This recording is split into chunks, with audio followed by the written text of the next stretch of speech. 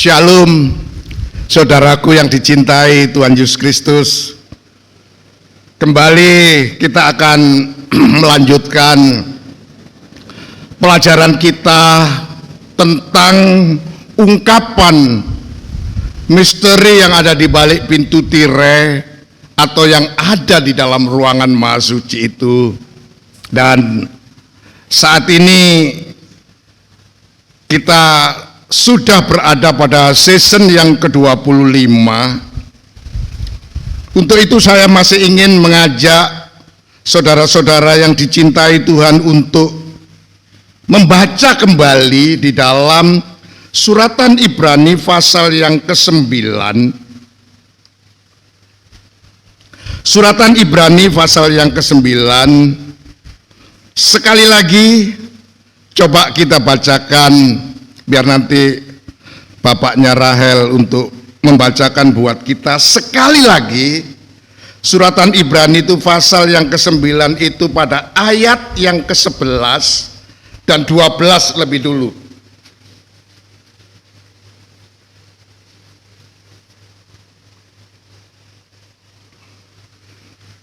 Ibrani 9. Tetapi Yesus telah datang sebagai imam besar untuk hal-hal yang baik yang akan datang. Ya, jadi saya ingin memberi penekanan yang lebih dalam lagi terhadap apa yang dikatakan di dalam ayat 11 ini sebagai satu kesimpulan mengenai adanya ruangan Maha Kudus, ya, yang merupakan tupoksi atau tugas pokok dan fungsi daripada imam besar, yaitu masuk ke dalam ruangan Maha Suci. Jadi seperti yang dijelaskan dari ayat yang pertama sampai dengan ayat yang ke-10, tapi sebagai kesimpulan sekarang kata bahasa Indonesia terjemahan sederhana. Jadi sekarang Kristus sudah menjadi imam besar bagi kita. Jadi ini merupakan satu hal yang saya ingin terus memberikan penekanan yang dalam, karena yang sedang kita pelajari atau yang sedang kita bersama-sama masuki adalah ungkapan atau mengungkap rahasia yang ada di dalam ruangan Maha Suci. Dan ruangan Maha Suci itu adalah merupakan area, wilayah, atau daerah pelayanan daripada imam besar. Ya, ini yang perlu menjadi penekanan. Dan sekarang ini atau kata ayat ini menegaskan bahwa sekarang saya ingin memberikan penegasan, tapi dalam bahasa Indonesia terjemahan baru dikatakan bahwa dia datang. Bukan hanya datang, tapi memang sudah datang dan sekarang ini menjadi imam besar bagi kita. Jadi ini perlu bersama-sama saudara-saudara sekalian perhatikan bahwa saat ini kita sedang berada di dalam pelayanan daripada imam besar, ya, untuk hal-hal yang baik yang akan datang. Jadi ini adalah tugas Tuhan di dalam melayani. Dalam ayat itu coba saya bacakan, coba Bapak Rahel bacakan terus, ya. Ia telah melintasi kemah yang lebih besar. Ia telah melintasi, artinya memang dia telah masuk, ya, dia telah berada di dalam kemah yang lebih besar. Terus? Dan yang lebih sempurna. Dan yang lebih sempurna. Yang bukan dibuat oleh tangan manusia, artinya yang tidak termasuk ciptaan ini. Saya ingin sekali lagi ayat 11 ini berulang kita baca, tapi saya ingin membawa saudara-saudara bersama saya untuk bisa memahami dalam bahwa ruangan maha suci yang dimasuki oleh Tuhan itu adalah ruangan maha suci yang orsinil, yang asli, yang sebenarnya. Jadi sebab kalau di dalam perjanjian lama atau di dalam hukum Taurat itu merupakan gambaran dan bayangan apa yang dibuat oleh tangan manusia yang pada zaman perjanjian lama dalam bentuk kemah atau tabernakel itu merupakan bayangan gambaran dari yang aslinya. Dan yang aslinya adalah yang dimasuki oleh Yesus Kristus yang sekarang ini sudah menjadi imam besar bagi kita. Dan dia ini melayani di tempat yang sebenarnya, yang sesungguhnya, yang sejatinya, yang orisinilnya, yang aslinya ya. Ayat 12. Perhatikan. Dan ia telah masuk satu kali untuk selama-lamanya ya ke dalam tempat yang kudus, bukan dengan membawa darah domba jantan dan darah anak lembu, tetapi dengan membawa darahnya sendiri. Dengan itu ia telah mendapat kelepasan yang kekal. Saya bacakan dalam bahasa Indonesia terjemahan sederhana ya. Dan ketika Kristus Yesus masuk ke ruangan Maha Kudus yang asli, yang sebenarnya itu, dia tidak membawa darah kambing jantan atau tidak membawa darah anak sapi jantan seperti imam besar dengan cara yang lama. Ya. Tetapi dia membawa darahnya sendiri untuk membayar tebusan bagi kita sekali saja, untuk selama-lamanya, untuk menebus, untuk melepaskan kita sekali saja, untuk selama-lamanya. Kehidupan kita dibayar, dilunasi oleh persembahan Kristus Yesus dengan darahnya sendiri.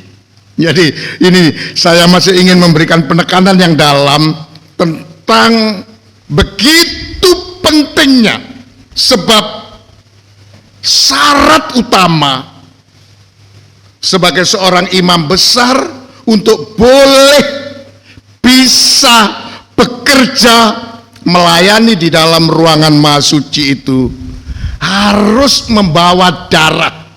Ini bisa dikatakan syarat utama. Sarana utama pelayanan di dalam imam besar itu adalah darah. Dan Kristus masuk ke dalam ruangan maha suci itu, yang dibawa adalah darahnya sendiri. Coba kita langsung saja membaca dengan ayat 14 saja langsung.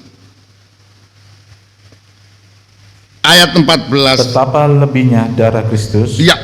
yang oleh roh yang kekal telah mempersembahkan diri. Betapa lebihnya darah Kristus dari darah-darah binatang yang dibawa oleh imam besar yang lama, dengan cara yang lama, yang bayangan, yang gambaran itu.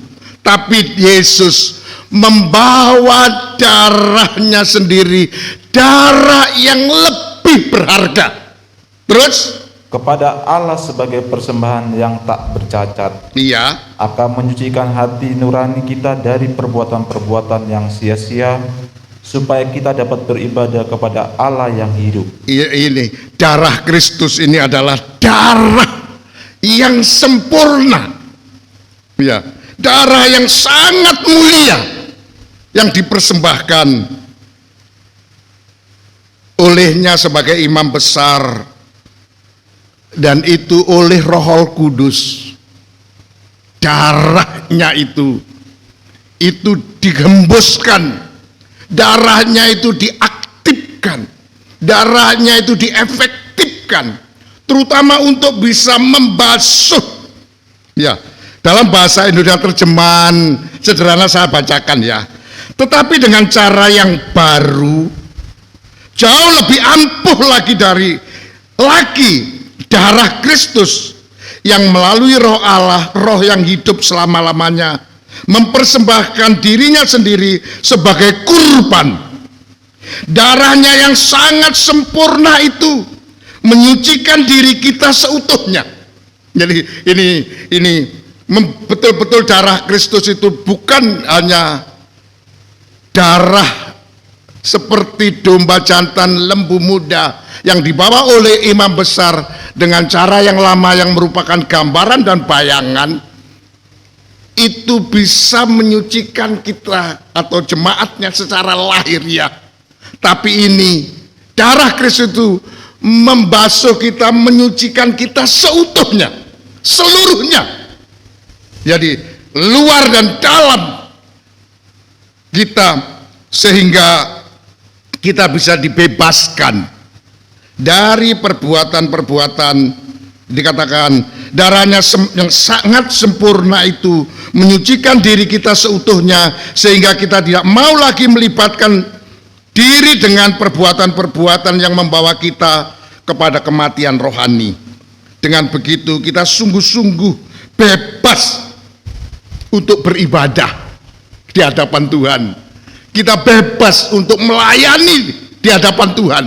Jadi inilah merupakan satu dasar bagi kita sekalian supaya kita bisa beribadah di hadapan Tuhan. Kita bisa menghadap kepada Tuhan karena memang kehidupan kita seutuhnya, tubuh dan rohani kita, batiniah kita ini betul-betul disucikan oleh Tuhan sampai kita menjadi satu persembahan, satu kehidupan yang bisa menghadap kepada Allah dengan cara beribadah. Ya, seperti yang sudah dijelaskan pada minggu yang lalu, ya, ibadah yang Tuhan inginkan adalah ibadah yang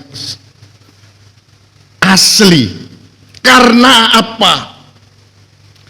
Yang dipersembahkan oleh Yesus itu bukan korban binatang atau darah binatang yang merupakan gambaran, bayangan, tapi benar-benar merupakan darah yang asli, darah yang sangat sempurna, betul-betul darah yang tidak bercacat. Dalam bahasa terjemahan baru dikatakan sama sekali darah yang tidak ada cacatnya, darah yang sangat sempurna. Yang saya ingin memberikan penekanan kepada kita pada siang hari ini adalah darah ini orsinil, sebenarnya, sesungguhnya, ya, dan memang sudah selayaknya kita ditebus, kita dibebaskan bukan oleh darah binatang, tapi betul-betul darahnya Kristus, darahnya manusia. Ya, itu sebabnya olehnya inilah maka kita dapat beribadah di hadapan Allah. Saya juga ingin sedikit memberikan penekanan, bukan ibadah yang asal-asal, bukan ibadah yang setengah-setengah, atau ibadah yang semu, atau ibadah yang yang campur. Saya juga ingin sekali lagi memberi penekanan karena Yesus melayani di tempat yang sebenarnya, dan dia juga benar-benar masuk membawa darah yang sebenarnya, yang aslinya, untuk membuat kehidupan kita ini menjadi kehidupan yang dibersihkan, sehingga kita dapat menghadap kepada Allah atau kita dapat beribadah. Oleh karena itu saya ingin, sekalipun keadaan kita dengan keterbatasan, dengan segala kekurangan, ya, dengan juga jumlah yang tidak banyak. Tapi saya ingin sekali lagi mengajak kita bersama-sama beribadah yang sesungguhnya, sungguh-sungguh beribadah, ya. Seperti yang sudah kita baca, kita pelajari bahwa pada minggu yang lalu. Tapi nggak apa-apa, coba sekali lagi Bapak Rahel kita baca di dalam Roma pasal yang ke-12 sebagai ingat ayat yang pertama dan ayat yang kedua saja kita baca Bapak.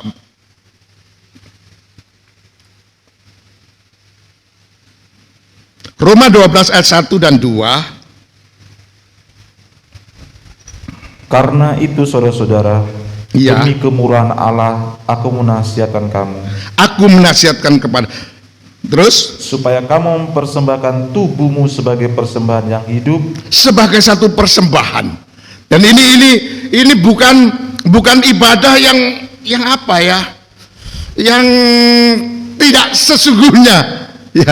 Tetapi memang betul-betul kita menghadap Tuhan itu memang membawa satu tubuh kebenaran, sebagai satu kebenaran sesungguhnya. Terus, yang kudus Ya. dan yang berkenan kepada Allah. iya, Itu adalah ibadahmu yang sejati. itu adalah ibadah yang sejati. Jadi ini adalah ibadah yang sejati, itu adalah ibadah yang membawa tubuh kita, membawa kehidupan kita, apalagi kehidupan yang dilayani oleh imam besar yang sebenarnya, dan membawa darah yang sebenarnya, dan masuk ke tempat yang sebenarnya, dan itu nanti akan menjadi tempat kita untuk kita beribadah.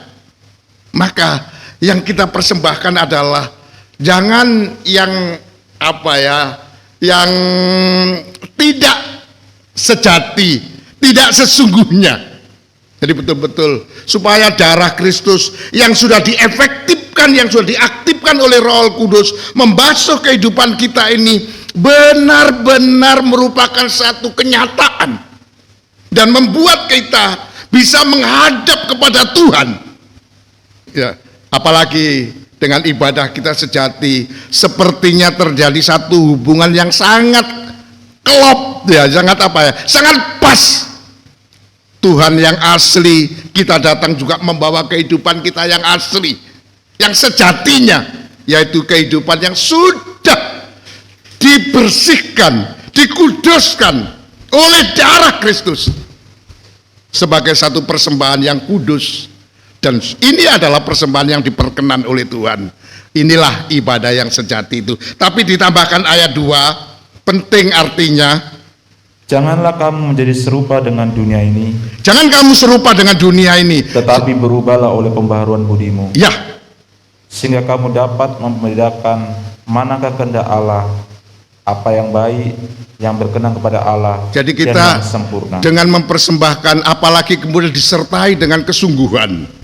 Memang kita beribadah ini memang tujuannya adalah mengarah kepada Tuhan, mempersembahkan hidup kepada Tuhan, karena Tuhan sudah berkorban dengan tubuhnya yang orsinil dan juga memberikan darahnya yang asli untuk dibawa masuk ke dalam ruangan Maha Suci, sehingga oleh Roh Kudus darah itu diaktifkan,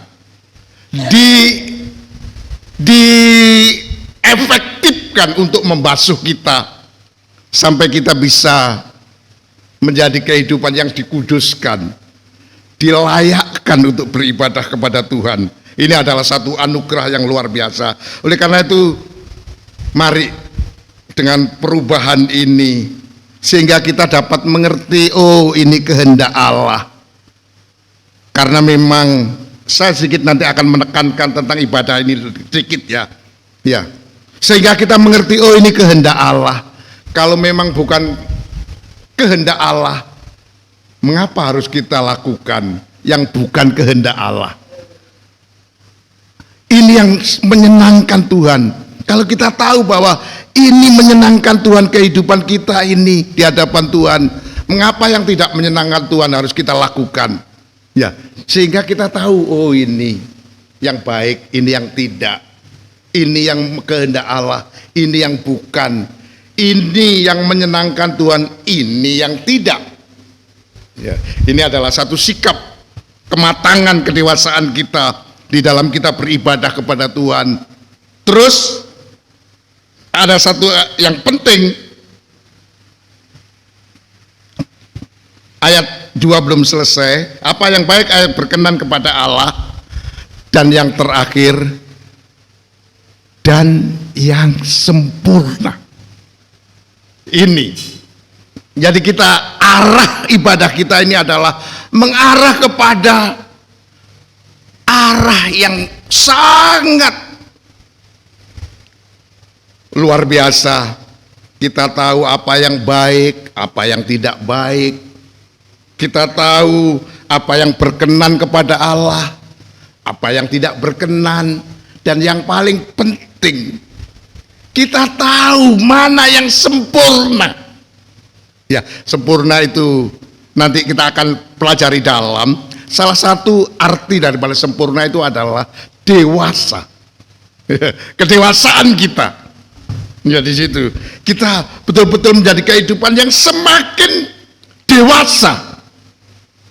Ya, tapi saya ingin sedikit pada siang hari ini untuk memberi pemahaman yang dalam tentang ibadah ya.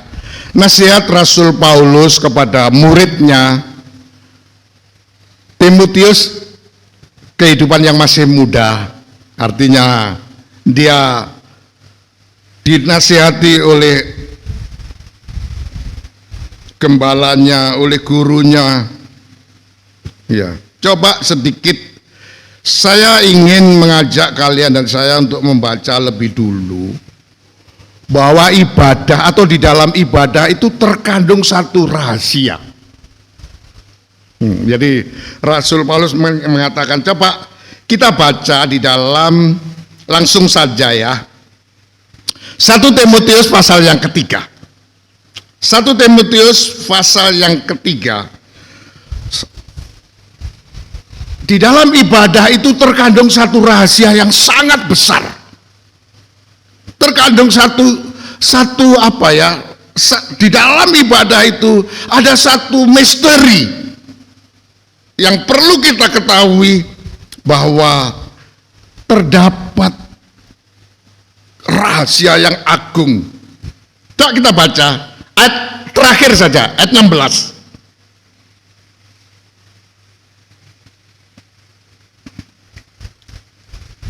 1 Timotius 3 ayat 16. Dan sesungguhnya agunglah rahasia ibadah kita.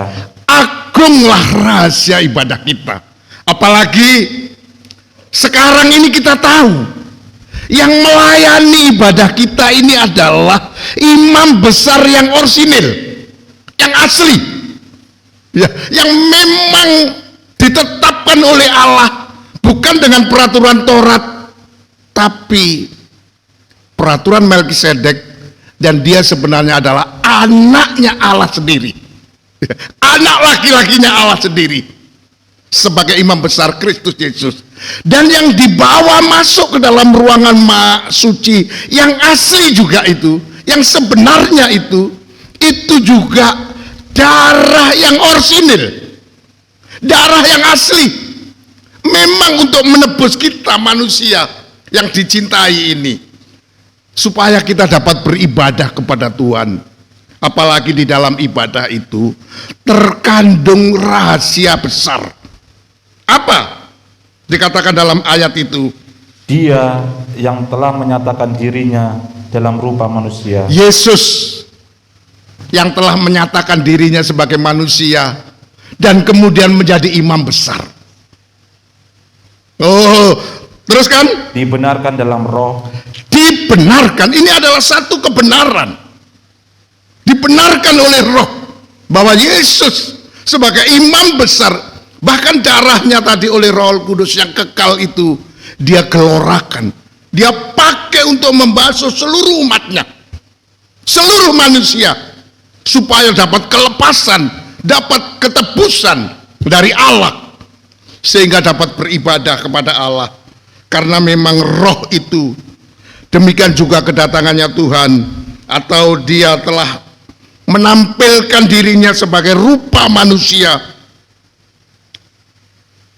dibenarkan oleh roh. Terus yang menampakkan dirinya kepada malaikat-malaikat, ya, diberitakan di antara bangsa-bangsa ini yang penting, tidak mengenal Allah, bahwa inilah yang diberitakan di antara bangsa-bangsa, bukan Israel, bukan Yahudi, yaitu kepada kita. Jadi sasarannya itu adalah disampaikan kepada kita, bangsa yang berasal bukan Israel, bukan Yahudi, bangsa-bangsa yang tidak mengenal Allah. Tadinya sebagai bangsa yang tidak mengenal Allah, tidak punya Allah bahkan, ya, tetapi oleh korbannya Tuhan kita sekarang ditebus, dan kemudian kita diperdamaikan, kita dikenalkan dengan Allah, dan kemudian kita disatukan, bahkan nantinya menjadi bangsa satu antara Israel dan bangsa-bangsa lain ini. Jadi inilah berita. Jadi di dalam ibadah itu seharusnya yang disampaikan adalah penampilan Tuhan sebagai imam besar, dan itu di backup oleh Roh Kudus. Tujuannya yang terakhir, coba baca ayat itu. yang dipercayai dalam dunia, Yang dipercayai di dalam dunia, diangkat dalam kemuliaan. arah daripada ibadah itu adalah membawa kita kepada kemuliaan, membawa kita kepada kesempurnaan. Oleh karena itu Rasul Paulus menasihati kepada Timotius yang masih muda, ya, anak-anak muda. Coba kita baca 1 Timotius pasal yang keempat. Coba sedikit saya tambahkan.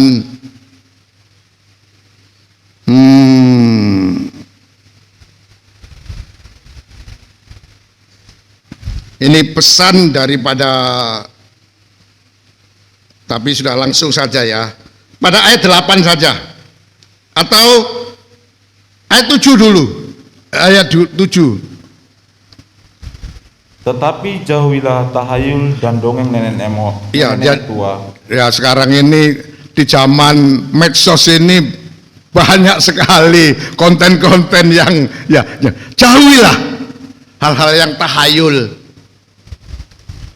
hal-hal dongeng-dongeng, cerita-cerita kosong itu, khayalan itu, wak-wak itu, jauhilah itu. Terus Latihlah dirimu beribadah. tapi belajarlah melatih dirimu yang masih muda itu untuk beribadah. Sebab apa ayat 8? Latihan badani terbatas gunanya. Latihan badani terbatas gunanya. Ya, memang bukan tidak boleh, ya, olahraga apa semua untuk hal yang jasmani itu silahkan. Cuma mesti ingat terbatas gunanya. Ya, mungkin kalau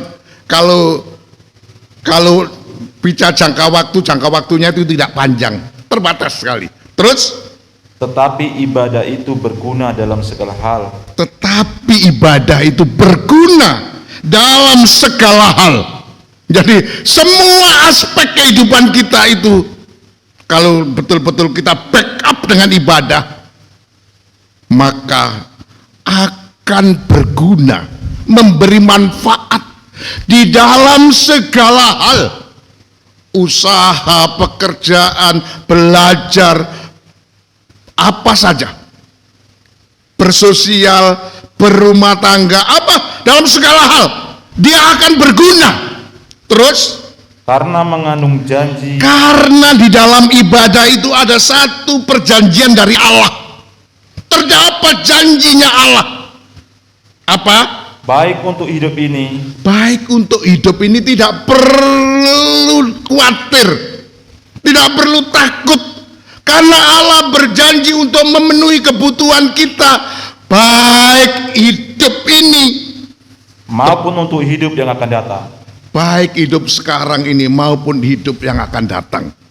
Jadi ke depan, ya, apalagi kalau bicara ke depan ini misteri. Tidak ada seorang pun yang tahu apa yang akan terjadi. Dalam waktu singkat bisa terjadi begini-begini, perubahan dengan cepat terjadi begini-begini. Ya, sesuatu yang tidak direncanakan bisa datang.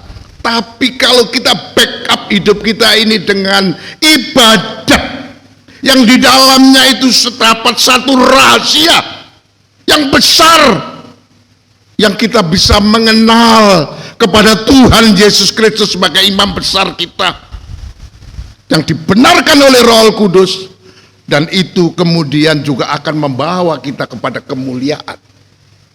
Ya, arahnya itu kepada itu sebabnya kalau ibadah itu disertai dengan perubahan yang sesuai dengan apa yang Tuhan inginkan, untuk kita bisa sampai mengerti mana yang baik, mana yang tidak baik, mana yang berkenan kepada Allah, mana yang tidak berkenan, bahkan kita sampai bisa mengerti mana yang sempurna, mana yang tidak sempurna, ya, mana yang itu kedewasaan, mana yang itu tidak dewasa. Ya, karena itu coba tambahkan satu ayat 9. Perkataan ini benar dan Iya. patut diterima sepenuhnya. Ini kebenaran. Ya, di dalam ibadah itu kalau kita ya anggap itu sebagai satu latihan. Semakin ya kalau atlet itu mungkin bertandingnya 1-2 jam, latihannya bertahun-tahun itu ya. Sampai harus masuk di grand final. Ya, seperti gitu ya. Tapi ini latihan ibadah itu sangat berguna untuk hidup sekarang maupun untuk hidup yang akan datang.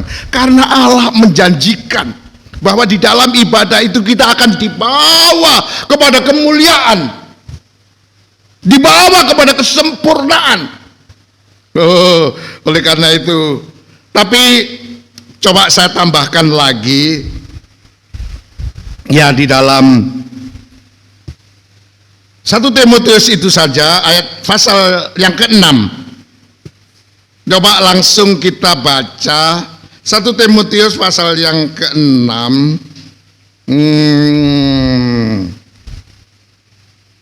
Coba sedikit saya tambahkan 1-2 ayat ya. Coba kita baca ayat 3 dulu.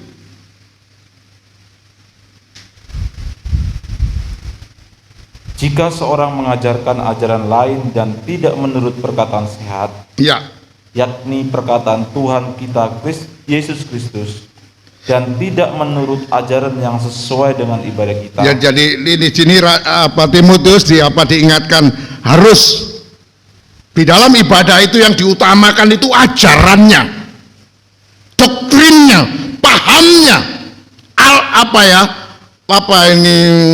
alirannya itu, ajarannya. Jangan sedikit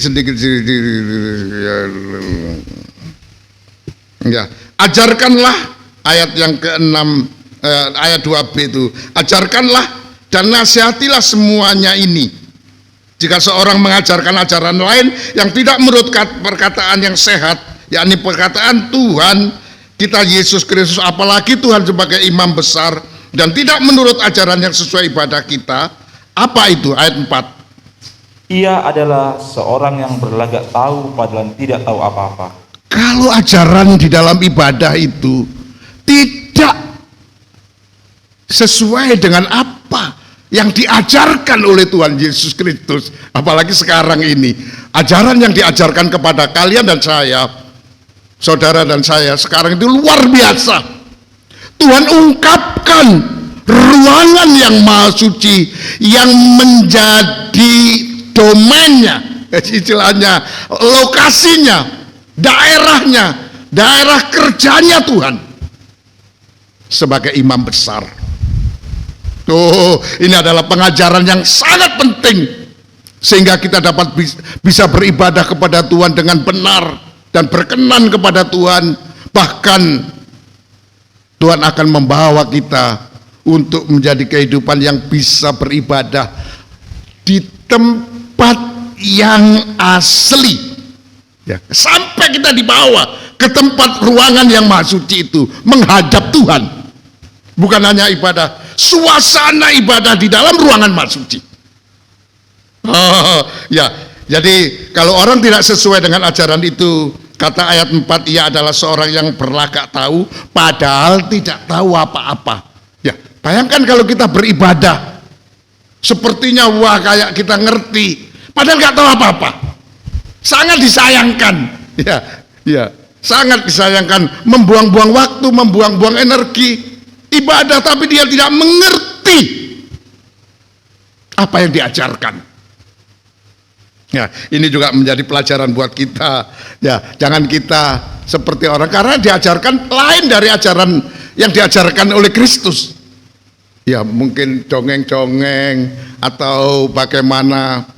Ya, sekarang banyak sekali membuat satu tema-tema yang lain dari ajaran yang sesuai dengan ibadah kita. Ibadah yang bisa menghadap kepada Allah, bertemu dengan imam besar kita, dilayani oleh dia dengan cara yang sebenarnya. Bahkan teruskan, penyakitnya ialah mencari-cari soal. Orang yang tidak menerima ajaran itu penyakitnya ialah mencari soal-soal dan bersilat lidah yang menyebabkan dengki, terus cedera, fitnah, curiga, percekcokan antara orang-orang yang tidak lagi berpikiran sehat, dan yang kehilangan kebenaran. Terus yang mengira ibadah itu adalah suatu sumber keuntungan. Padahal dia mengira bahwa ibadah itu sumber keuntungan, tapi yang dilakukan yaitu apa? Mencari-cari soal, gosip, kemudian bersilat kata, menyebabkan dengki. Apa artinya kita beribadah tapi kita bisa menghasilkan dengki sama orang, memfitnah orang, curiga sama orang, bahkan bercekcok. Ya, bukan tempatnya kita beribadah kepada Tuhan itu untuk tempatnya percekcokan, perselisihan, apalagi perselisihan paham. Ya, ada seorang tokoh agama, keponakannya Gus Dur, dia mengatakan orang agama ini kalau nggak salah paham, ya pahamnya salah. Jadi memang dasarnya itu orang agama itu seringkali pahamnya salah, sehingga selalu salah paham sama orang, selalu salah paham, salah mengerti, dengki, fitnah, cekcok dan sebagainya.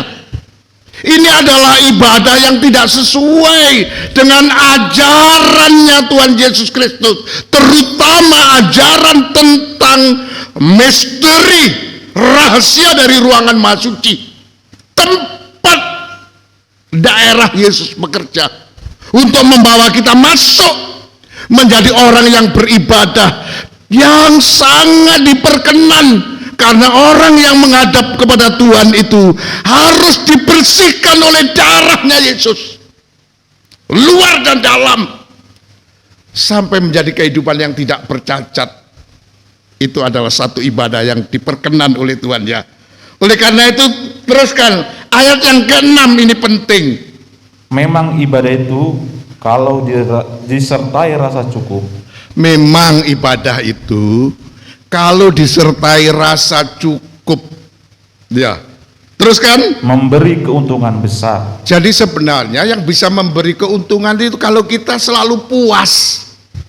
Kalau kita selalu, maaf kata, berkeluh kesah, ngomel dan semuanya, ya apa artinya ibadah itu? Merasa tidak cukup terus, kurang, enggak, akhirnya tidak. Coba apa kata ayat yang ke-7 ini, perhatikan ya. Sebab kita tidak membawa sesuatu apa ke dalam dunia, dan kita pun tidak dapat membawa apa-apa keluar.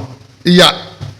Asal ada makanan dan pakaian cukuplah. Iya. Tuhan bilang sudah. Kita datang dulu telanjang,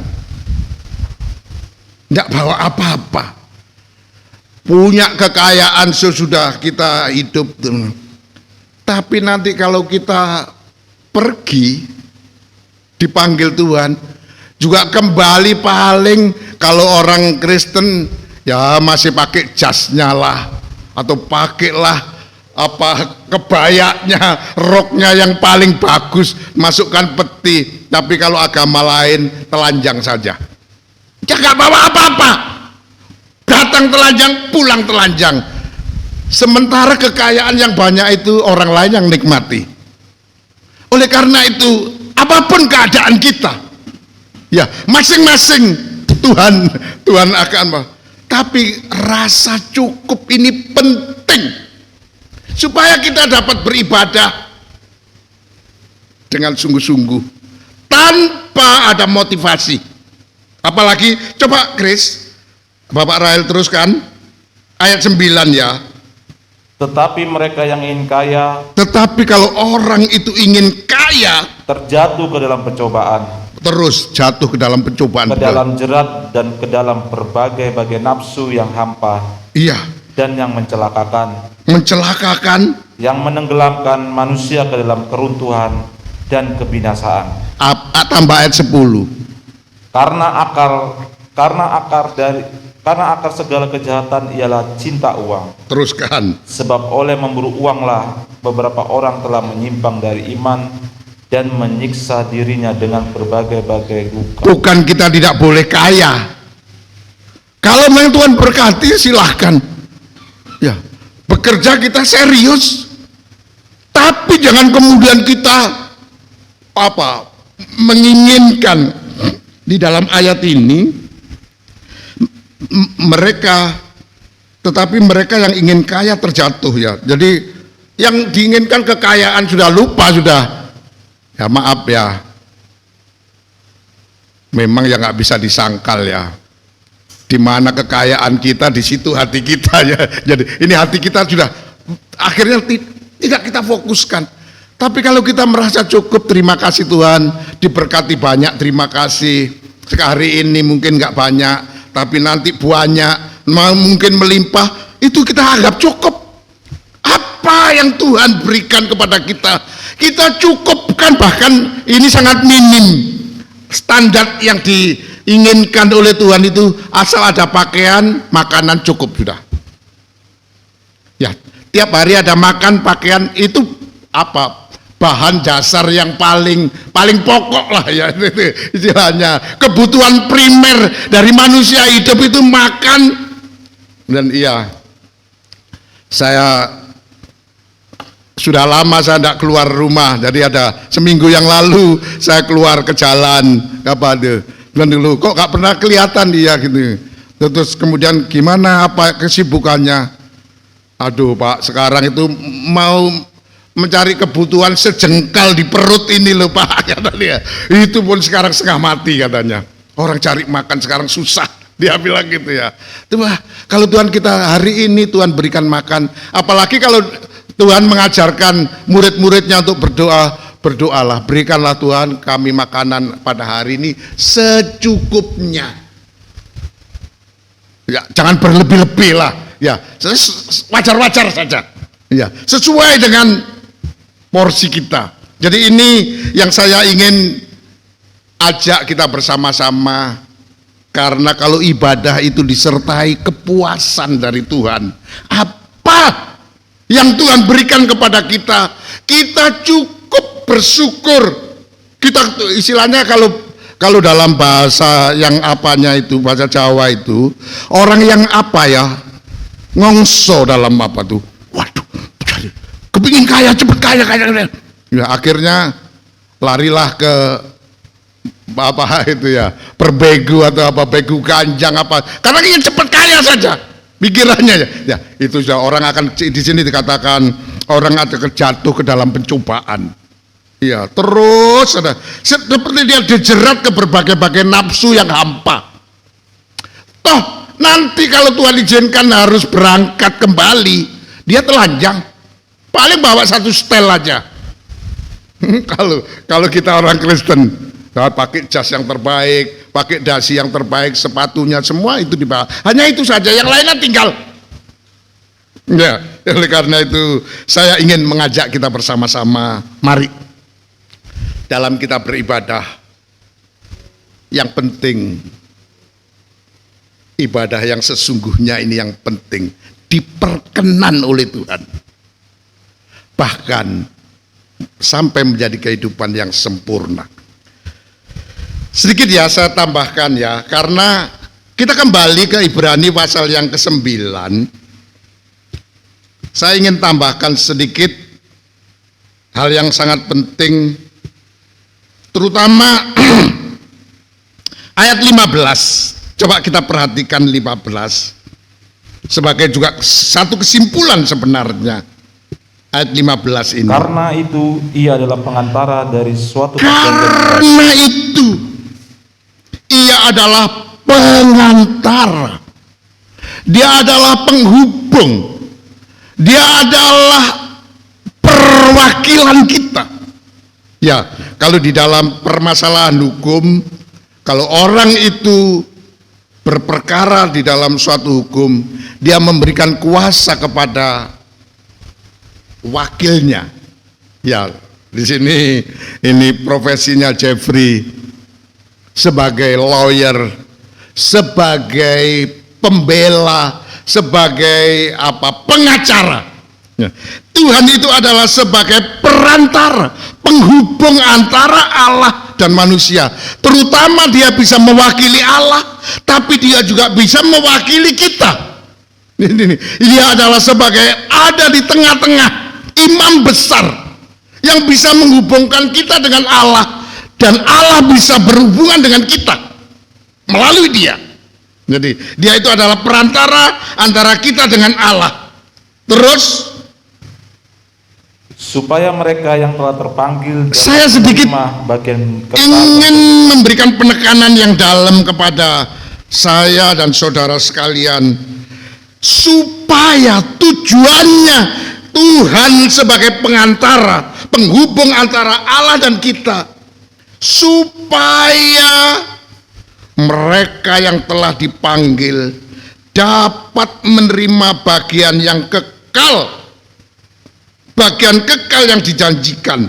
Terus, sebab ia telah mati untuk menebus pelanggaran-pelanggaran yang telah dilakukan selama perjanjian yang pertama. Jadi bagi orang yang terpanggil sekarang ini ya, saya sedikit ingin memberikan penekanan yang dalam terhadap keberadaannya Tuhan. Karena ini sebagai satu kesimpulan, di samping dia menjadi imam besar, dia sebagai penghubung. Ya, sebenarnya fungsinya sama. Imam besar dengan perantara itu sama. Dia bisa menghubungkan kita dengan Allah, dan Allah bisa menghubungi dengan kita. Jadi terjadi satu connect antara kita dengan Allah. Ya. Dengan adanya perantara ini, supaya orang-orang yang terpanggil itu dapat menerima bagian yang kekal yang dijanjikan oleh Allah, yaitu apa? Ruangan Maha Suci itu sendiri nanti ya. Nah, inilah karena kita ditebus untuk kesini, yaitu istilahnya itu panggilan surgawi. Coba saya ingin sedikit bacakan beberapa ayat saja sebagai pendukung terhadap ketentuan orang yang dipilih atau yang dipanggil oleh Allah. Coba Roma 8, kita baca pada ayat yang ke 28 ya. Roma 8 ayat 28, perhatikan dengan baik. Kita tahu sekarang dengan adanya perantara antara kita dengan Allah, maka kita tahu sekarang apa? Bahwa Allah turut bekerja dalam segala sesuatu. Allah turut bekerja dalam segala sesuatu, baik dalam pekerjaan, baik di dalam keluarga, baik dalam rumah tangga, baik dalam studi, dalam belajar, dalam apa saja, dalam segala. Allah turut bekerja. karena dia telah dihubungkan oleh perantara kita dengan kita. Allah terhubung dengan kita melalui Yesus sebagai imam besar. Maka sekarang kita tahu, kita mengerti bahwa Allah turut bekerja dalam segala. Terus untuk mendatangkan kebaikan bagi yang mengasihi Dia. Terus yaitu bagi mereka yang terpanggil sesuai dengan rencana bagi Allah. Mereka yang terpanggil, Allah konsekuen. Dia akan bertanggung jawab, turut bekerja untuk mendatangkan kebaikan bagi kita dalam segala hal. Mendatangkan hal-hal yang baik, bukan hal-hal yang tidak baik. Oh, jadi. Tapi coba kita tambahkan ayat 29. Sebab semua orang yang dipilihnya dari semula, mereka juga ditentukannya dari semula untuk menjadi serupa dengan gambar anak Allah. Sedikit saya ingin memberikan pemahaman yang dalam kepada kalian dan saya, bahwa ini sudah menjadi ketentuan dari Allah. Sudah tidak bisa ditawar lagi.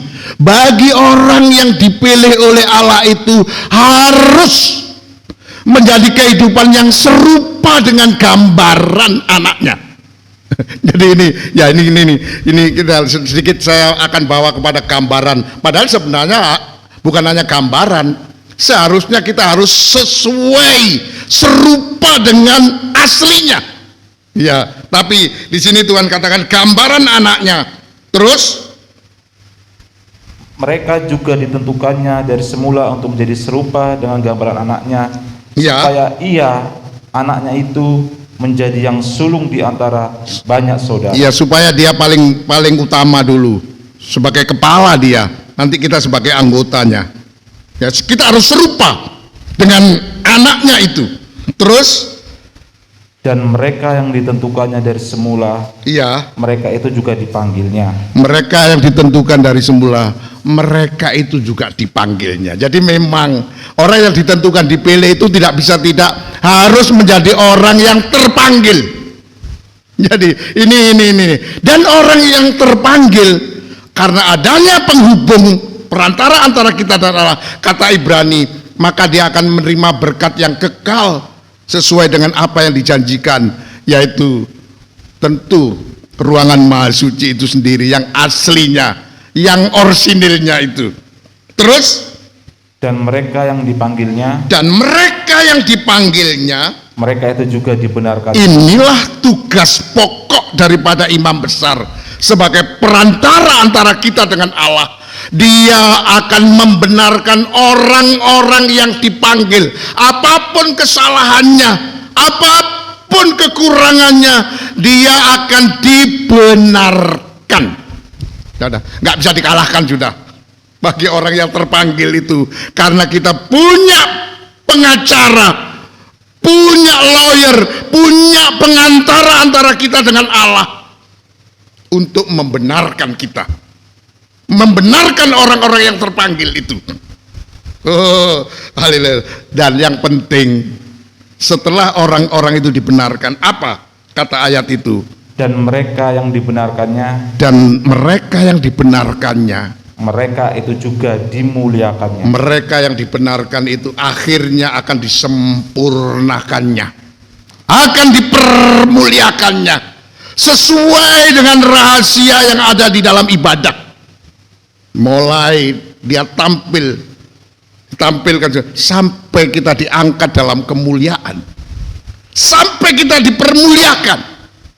Jadi ini memang janji bagi orang yang terpanggil, itu harus. Itu sebabnya saya ingin mengajak kepada kalian bersama-sama untuk sedikit mendalami tentang keterpanggilan untuk kita bisa sampai disempurnakan, dimuliakan oleh Tuhan ini. Jadi itu memang keterpanggilan kita, merasa terpanggil.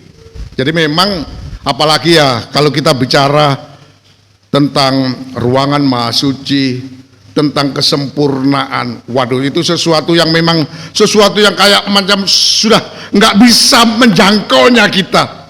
Tapi kita punya perantara antara kita dengan Allah adalah Yesus, dan Dia juga imam besar kita yang bertanggung jawab untuk melepaskan kita, untuk menebus kehidupan kita dari semua pelanggaran sampai kita menjadi kehidupan yang dibenarkan.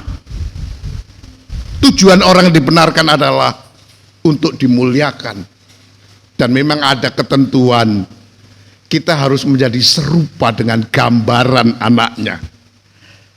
Ada seorang intelektual Kristen yang luar biasa, dulu namanya Saulus, dan kemudian memang sejak semula Tuhan itu sudah menentukan kepada Saulus untuk dipilih, dan untuk itu dia dipanggil oleh Tuhan. Jadi merasa akhirnya setelah dia dipanggil oleh Tuhan, maka pola pikirnya Rasul Paulus ini berubah.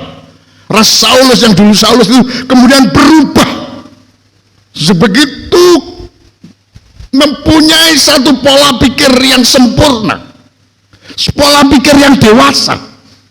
Ya, coba sebagai mungkin ayat-ayat terakhir kita akan baca di dalam Filipi pasal yang ketiga. Coba kita akan baca bersama-sama.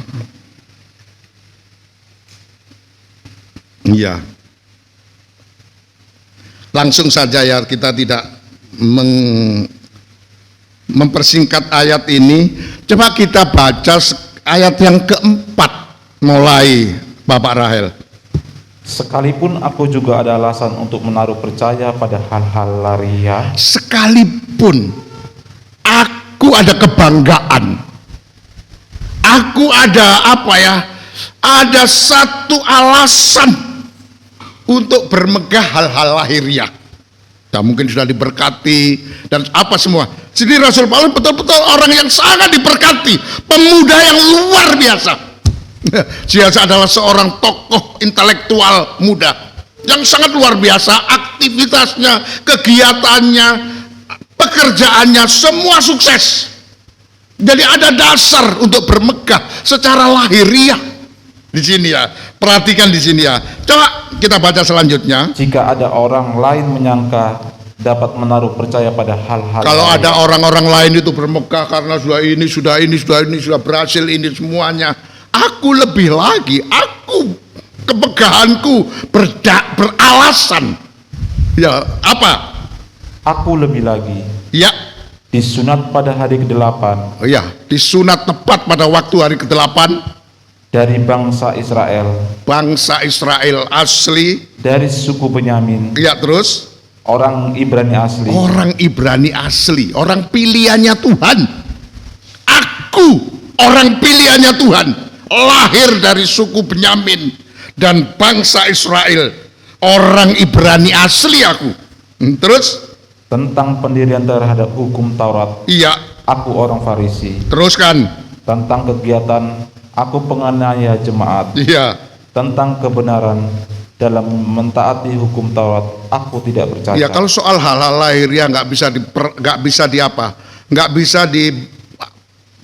bandingi ya, nggak bisa ditandingi ya, nggak bisa dibanding kata siapa itu.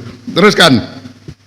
Tetapi apa yang dahulu merupakan keuntungan bagiku. Tapi pencapaian tentang lahiriah itu sekarang ku anggap rugi karena Kristus. Ini oleh Rasul Paulus dianggap rugi karena Kristus. Ya, jadi kegiatan ya, sebenarnya ini adalah satu statement daripada seorang pemikir, seorang intelektual yang sangat luar biasa. Terutama saya ingin sampaikan kepada saudara-saudara sekalian adalah mengenai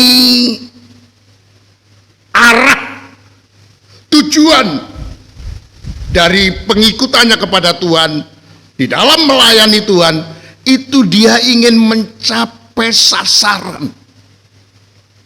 kesempurnaan. Coba kita baca selanjutnya dengan cepat Bapak Rahel. Malahan segala sesuatu ku anggap rugi, Ya, karena pengenalan akan Kristus. karena pengenalan akan Kristus Tuhanku. Tuhanku lebih mulia daripada semuanya. Sebenarnya kalau saya ingin mengajak saudara-saudara sekalian merenungkan, kalau kita bisa mengenal Yesus sebagai imam besar, apalagi kita bisa mengenal dia sebagai penghubung antara kita dengan Allah, itu adalah satu pengenalan yang luar biasa. Ini adalah satu hal. Kalau saya merenungkan dalam, karena memang itulah tugas pokoknya Tuhan itu, imam besar itu adalah di dalam ruangan Maha Suci untuk membuat kehidupan kita menjadi kehidupan yang disempurnakan.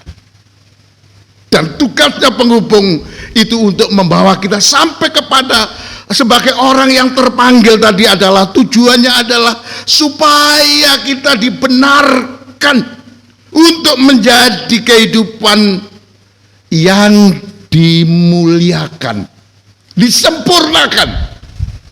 Kalau sudah semua benar, 100 semua, jadi ini adalah satu capaian yang sangat istimewa.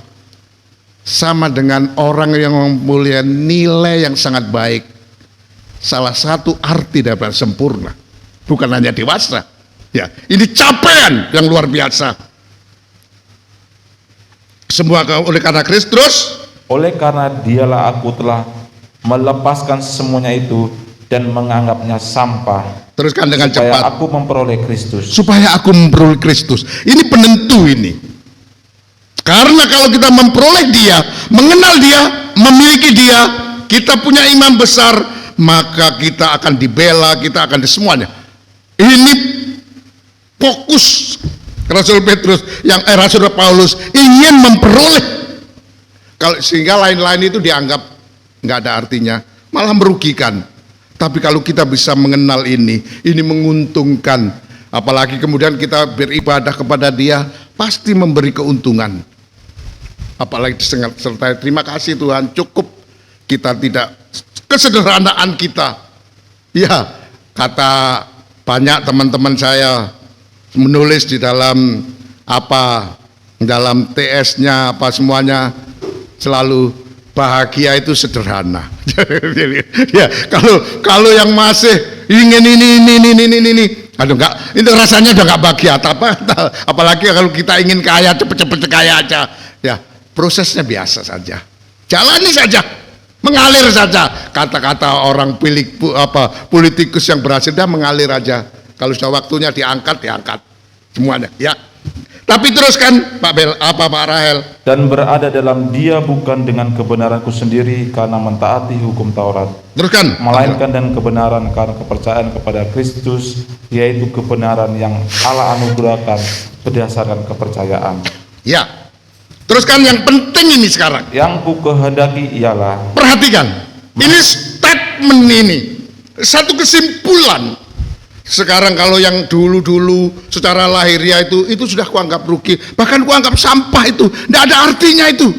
Kebanggaan secara lahiriah, kebanggaan secara duniawi itu sebagai satu kerugian, dan itu sudah kutinggalkan. Tapi statement yang terakhir, ayat yang 10, yang ku kehendaki ialah mengenal dia dan kuasa kebangkitannya. Terus? Dan persekutuan dalam penderitaannya. Persekutuan dalam penderitaannya. Menjadi satu dalam penderitaannya. Terus? Di mana aku menjadi serupa dengan dia dalam kematiannya. Iya. Supaya aku akhirnya beroleh kebangkitan dari antara orang mati. Sedikit saya ingin tekankan. Ketentuan bagi orang yang dipilih oleh Tuhan itu yaitu apa? Serupa dengan gambaran anaknya. Ya, untuk ini saya ingin mengajak kepada saudara dan saya, statementnya Rasul Paulus itu adalah dia menginginkan pengenalan kepada Yesus, terutama sebagai imam besar. Wah, itu pengenalan terakhir, sudah. Karena itu adalah pekerjaan Tuhan di situ. dan akan membawa kita sampai menjadi kehidupan yang disempurnakan, dibenarkan untuk mendapatkan kemuliaan. Itu pengenalan terakhir mestinya sampai di sini. Pengenalan akan Tuhan yang arahnya ke sana. Dan kemudian mengenal kuasa kebangkitannya. Ya, tapi persekutuan dalam penderitaannya, di mana aku menjadi serupa dengan dia dalam kematiannya, supaya kita menjadi serupa dengan kematian Tuhan. Ya, ini serupa, tidak mati sungguhan kita, tapi kita di bawah, menyatu dengan penderitaannya. Jadi kalau kita mengalami apa-apa, anggap itu ini supaya aku bisa menyatu dengan penderitaannya Tuhan, supaya aku bisa serupa sebagai orang yang dipilih oleh Tuhan. Memang ketentuan dari Tuhan tidak bisa tidak, kita harus menjadi serupa dengan gambaran anaknya, terutama di dalam kematian. Dalam kematiannya Tuhan ini sangat menentukan untuk kita bisa bangkit dan dimuliakan. Dan kalau kita menjadi satu dengan kematiannya Tuhan, kita akan menjadi satu atau serupa dengan kematiannya Tuhan. Kita akan menjadi serupa dengan kebangkitan. Itu sebabnya karena Rasul Paulus ingin supaya memperoleh kebangkitan, dia harus menjadi serupa dengan kematiannya. Jadi jangan ya, nanti saya ingin agak perdalam tentang ini, tapi di dalam kesempatan. Tapi pada siang hari ini saya tekankan serupa. Ya, memang nggak sama kalau dia mati sungguh, kalau kita nggak mati.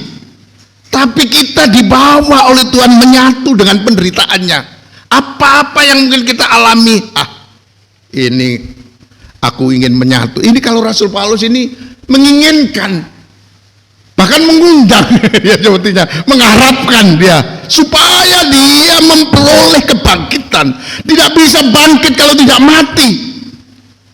Ya, tidak bisa mati kalau tidak serupa, tidak menyatu dengan penderitaannya. Jadi ini yang saya ingin memberikan pemahaman yang dalam kepada saudara-saudara dan saya, bahwa supaya kita bisa memenuhi ketentuan sebagai orang pilihannya, yaitu menjadi serupa di dalam kematiannya anaknya itu, supaya kita nanti boleh kebangkitan dan kita memperoleh kemuliaan. Arahnya ke sana. Mulia itu asalnya dari kebangkitan, bangkit itu asalnya dari kematian. Dan kematian itu karena menyatu dengan penderitaannya. Jadi kita anggap apa saja yang terjadi dalam kehidupan kita, mungkin ujian, persoalan ini, anggap itu sebagai penyatuan kita dengan penderitaan Kristus, supaya kita menjadi serupa dengan kematiannya. Serupa dengan kematiannya, supaya kita serupa dengan kebangkitannya, serupa dengan kemuliaannya, kesempurnaannya. Ya, ini penting. Oleh karena itu sedikit percepat Pak Bella, ya, Pak Rahel.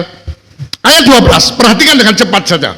Bukan seolah-olah aku telah memperoleh hal ini atau telah sempurna.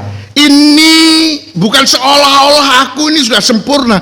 Jadi sebenarnya, nanti kita baca, teruskan. Melainkan aku mengejarnya. Iya. Kalau aku dapat juga menangkapnya. Ini satu usaha untuk supaya kita mengejarnya. Terus karena aku pun telah ditangkap oleh Kristus. Sedikit, ini kata-kata ditangkap dalam bahasa Indonesia terjemahan sederhana dikatakan demikian. Ayat 12 ya. Saya tidak berkata bahwa saya sudah berhasil mencapai tujuan saya itu. Ini adalah tujuannya dia.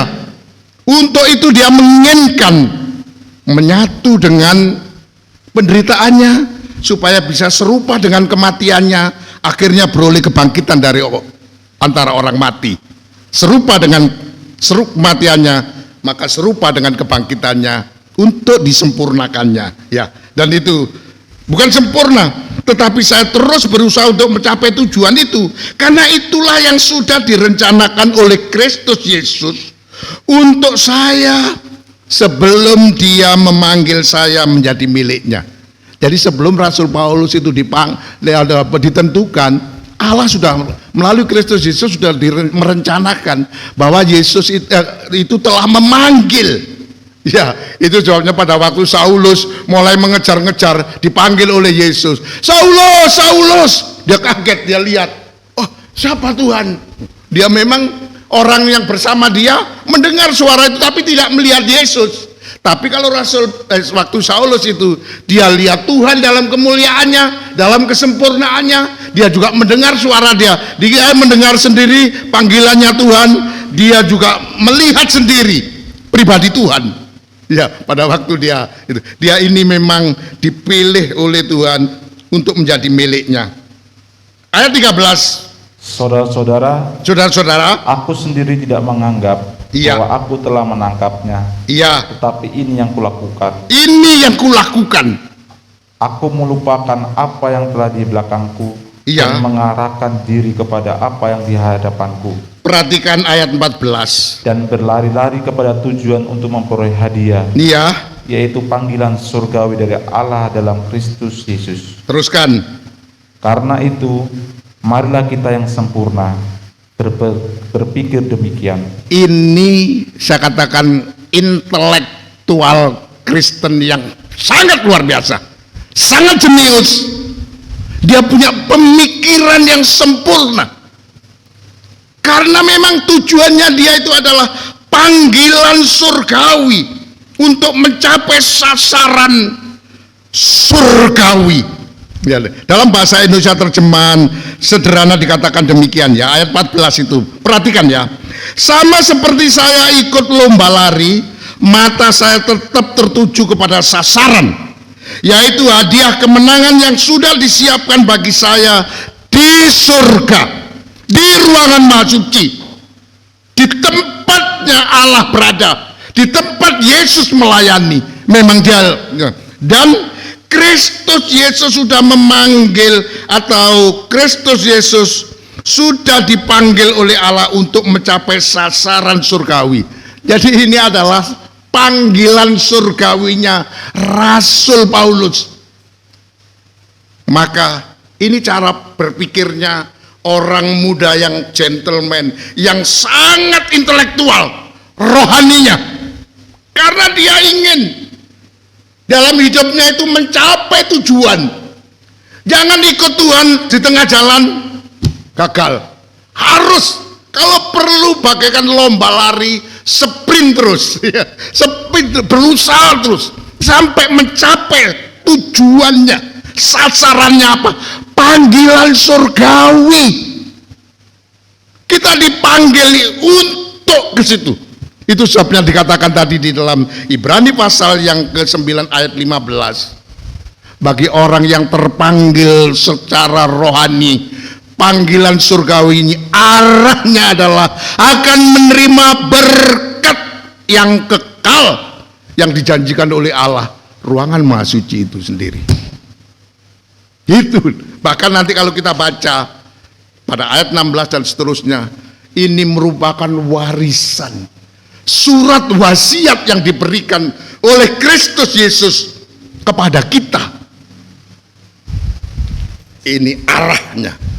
Oleh karena itu saya ingin mengajak saudara dan saya, marilah kita berpikir yang sempurna. Sebagai orang yang sempurna, cara berpikirnya harus demikian.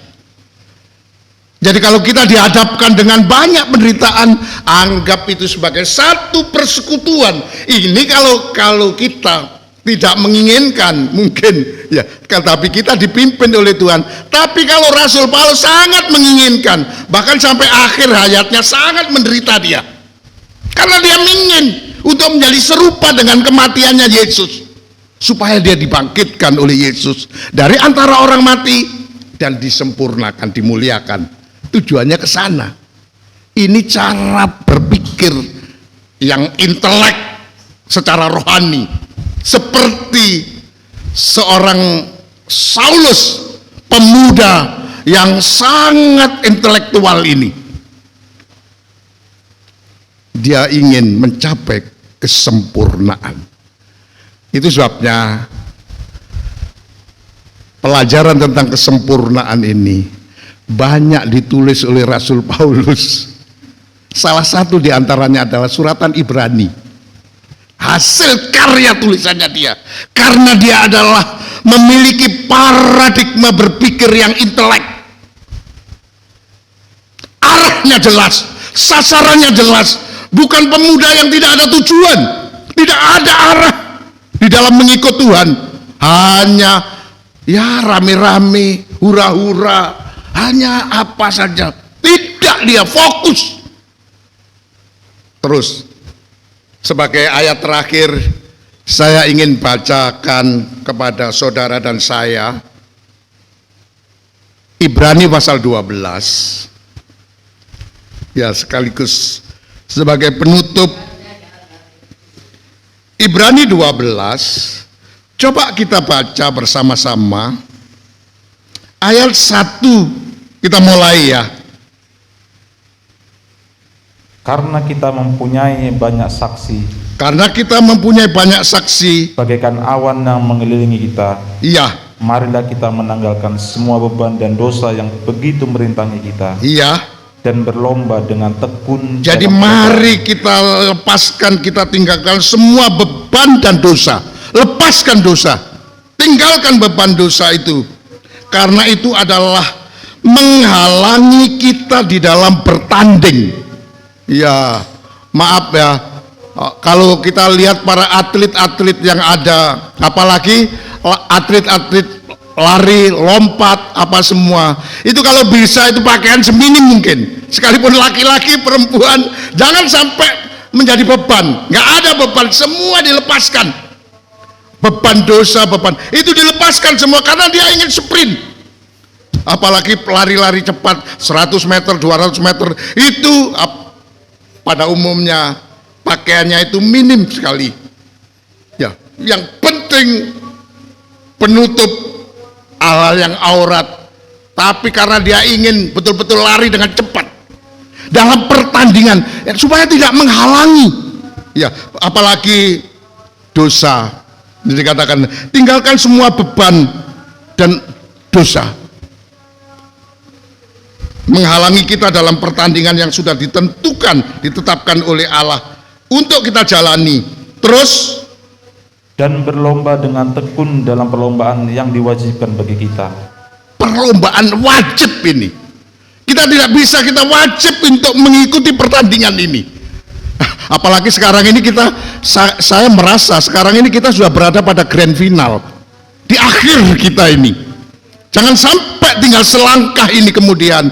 Karena kalau kita sudah masuk dalam ruangan maha suci, aman sudah. Ya di situ ya. Ya.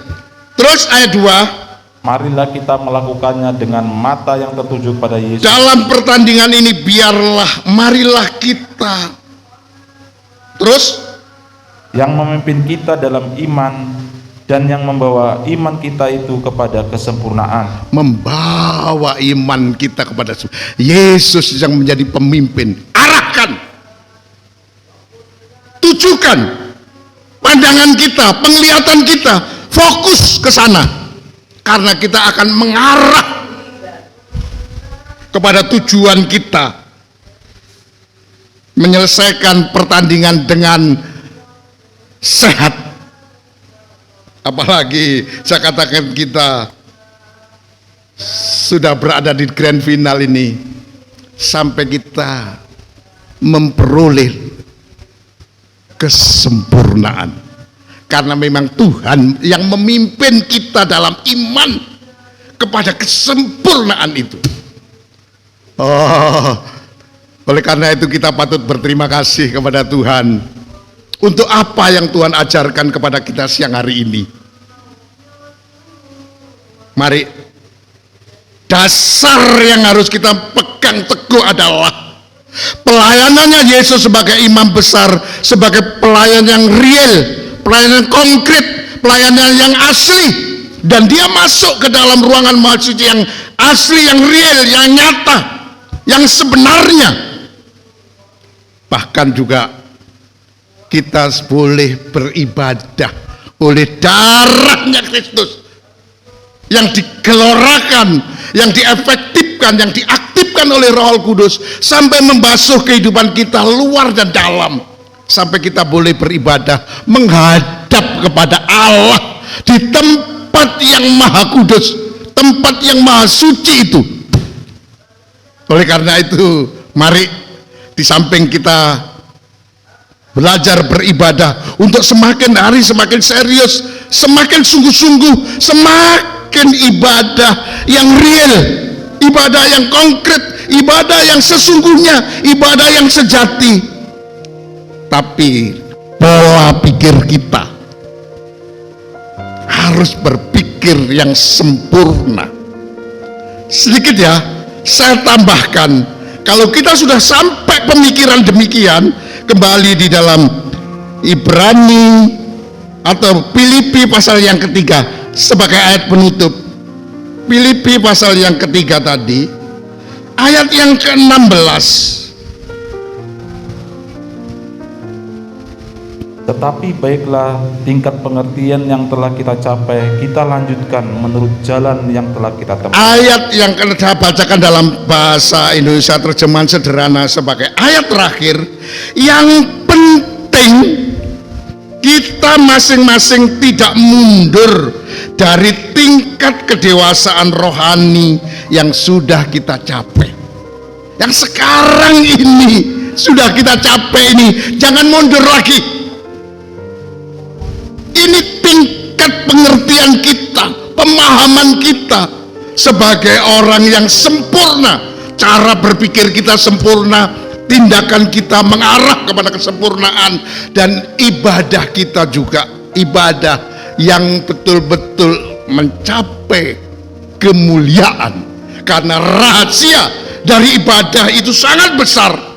Dengan adanya Yesus ditampilkan sebagai manusia, sebagai imam besar, dibenarkan oleh Roh Kudus, diberitakan kepada bangsa-bangsa lain, termasuk kepada kita ini, supaya kita menjadi kehidupan yang disempurnakan, dimuliakan.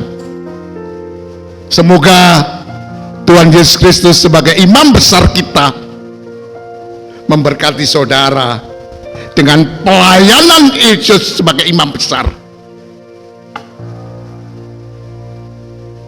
Tuhan memberkati sekali lagi. Amin.